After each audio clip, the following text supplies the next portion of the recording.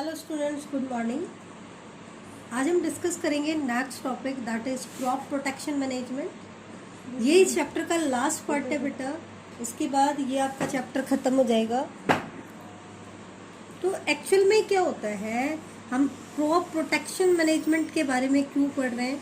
क्योंकि जो हमारी फील्ड क्रॉप्स हैं they are infected by a large number of weeds, pest, insect pest and diseases। अब अगर हमारी फील्ड क्रॉप्स इन सारी चीजों से इन्फेक्टेड होंगी तो वो अल्टीमेटली क्या करेंगे बेटा, टोटल क्रॉप लॉस्ट को कॉज कर सकती है या पार्शियल क्रॉप लॉस्ट भी कॉज करा सकती है। ठीक है, अगर हमने इनको कंट्रोल नहीं किया at the appropriate time,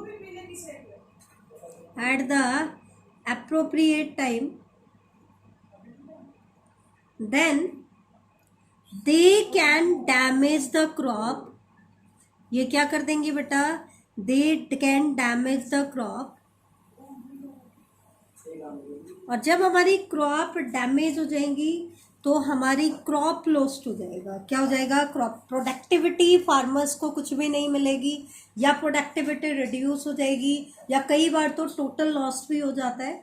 तो इसलिए ज़रूरी हो जाता है कि हम इन सभी एजेंट्स को टाइम पे कंट्रोल करें, वीड्स को कंट्रोल करें, इंसेक्ट पेस्ट को कंट्रोल करें, इनसे होने वाले डिजीजेस को कंट्रोल करें एक अप्रोप्रिएट टाइम पे। और अगर हम इनको नहीं करते हैं तो फार्मर्स को बहुत बड़ा लॉस होता है।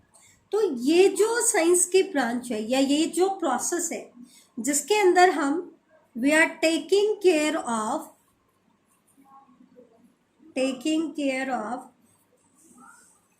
protecting crops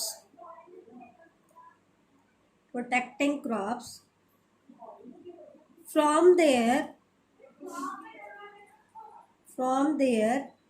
pest, pathogen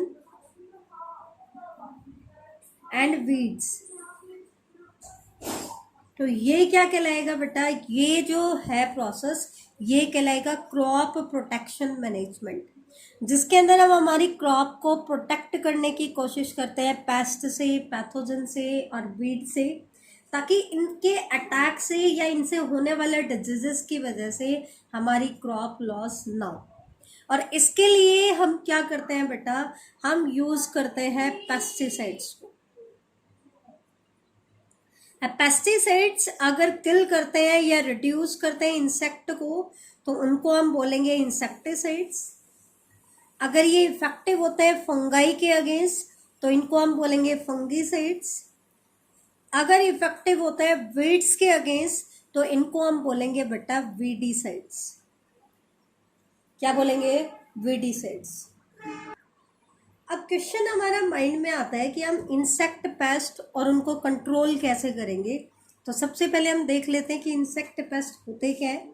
तो इंसेक्ट पेस्ट ऐसे इंसेक्ट्स है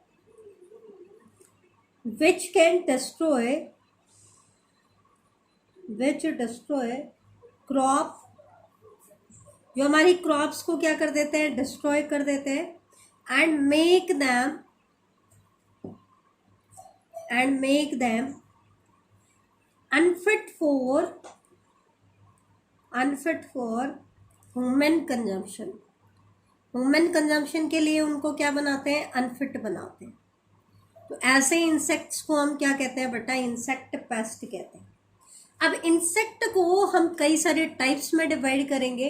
किसके बेसिस पर डिवाइड करेंगे? On the basis of ways paste attack the plant, कि ये जो पेस्ट है ये प्लांट को कैसे अटैक करते हैं, उसके बेसिस पर हम इनको कैटेगराइज करेंगे। चीविंग टाइप, सकिंग इंसेक्ट्स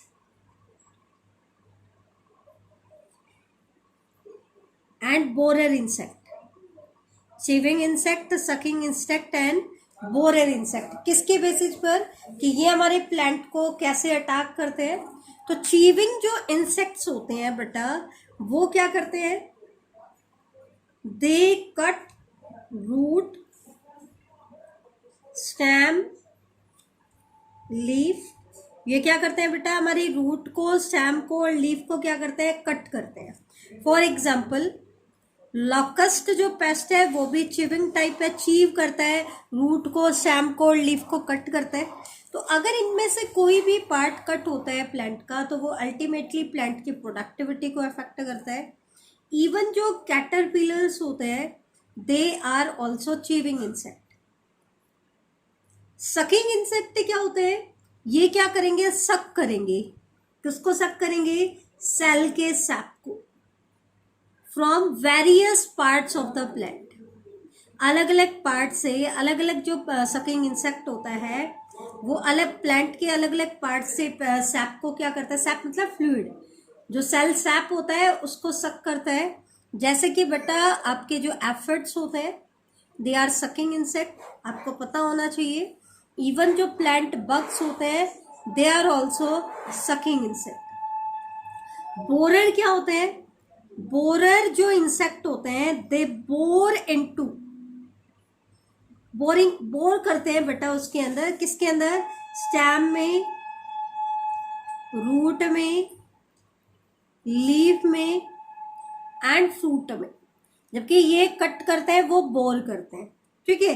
जैसे कि ग्रेन वेविल जो ग्रेन के अंदर बोरिंग करता है, ग्रेन वेविल।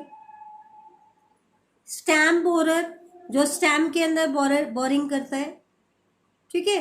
तो जिस पार्ट को ये बोर करते हैं उनके बेसिस पर इनको हम अलग अलग कैटेगरीज में डिवाइड कर रहे हैं। तो दैट मीन्स क्या है कि सारे के सारे insect they affect the health of the crop and reduce the yield को कम करते हैं और प्लांट की हेल्थ को अफेक्ट करते हैं। तो इसलिए हमें क्या करना चाहिए, अपनी क्रॉप को इन सभी पेस्ट से हमें बचाना पड़ेगा।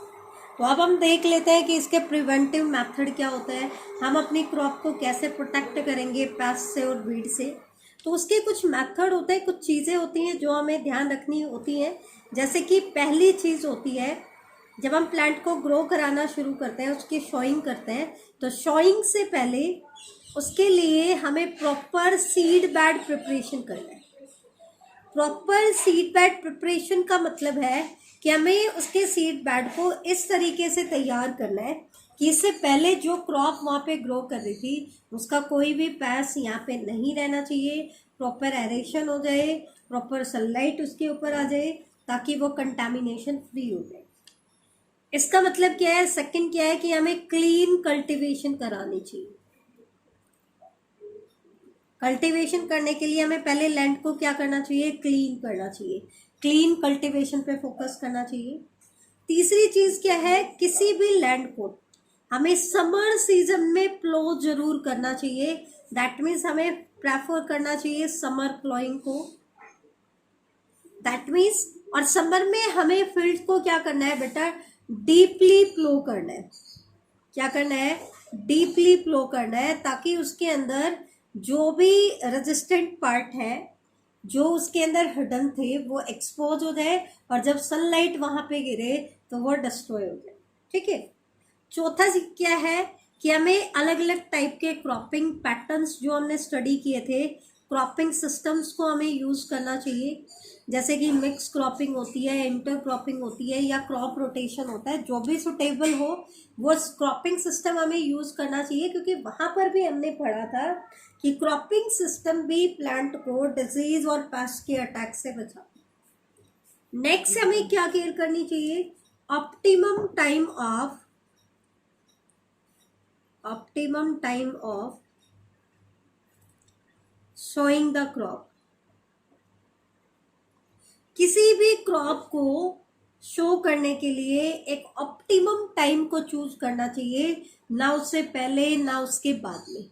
जैसे हम रबी क्रॉप हमारी होती है, हम कहते हैं कि उनकी अक्टूबर नवंबर में हमें क्या करना चाहिए, उनको ग्रो करना चाहिए और मार्च अप्रैल में उनकी हार्वेस्टिंग करनी चाहिए। तो सोइंग का एक प्रॉपर टाइम होता है, ऑप्टिमम टाइम होता है जो उनके लिए सुटेबल होता है। तो उसी टाइम पीरियड में हमें उनकी सोइंग करनी चाहिए। और अगर पॉसिबल हो सके, अगर हम हाई कॉस्ट फार्मिंग को यूज़ करें तो जहाँ तक पॉसिबल हो सके हमें रेजिस्टेंट वेराइटीज़ को यूज़ करना चाहिए। क्योंकि रेजिस्टेंट वेराइटीज उस पर्टिकुलर पेस्ट के क्या है, रेजिस्टेंट है, तो वो पेस्ट उन वेराइटीज के ऊपर अटैक नहीं कर पाएगा। ठीक है, एक चीज और ध्यान रखना, खरीफ सीजन जो क्रॉप है ना बेटा, कौन सी क्रॉप, जो खरीफ सीजन में ग्रो की जाती है, they are more susceptible, they are more susceptible to the pest, ये ज्यादा ससेप्टिबल है पेस्ट के किसके कंपैरिजन में, रबी क्रॉप्स की कंपैरिजन में, because warm and humid climate, warm and humid climate is considered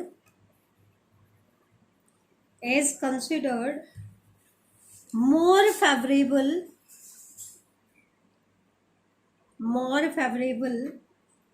for infestation